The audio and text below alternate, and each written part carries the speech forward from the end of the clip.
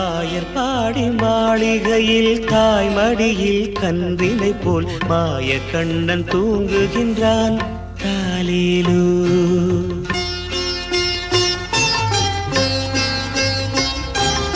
ஆயர்பாடி மாளிகையில் தாய்மடியில் கன்றினை போல் மாய கண்ணன் தூங்குகின்றான் தாலேலோ. அவன் வாய் நிறைய மண்ணை உண்டு மண்டலத்தை காட்டிய பின் ஓய்வெடுத்து தூங்குகின்றான் ஆராரோ. ஓய்வெடுத்து தூங்குகின்றான் ஆராரோ. ஆயர்பாடி மாளிகையில் தாய்மடியில் கன்றினை போல் மாய கண்ணன் தூங்குகின்றான் தாலேலோ.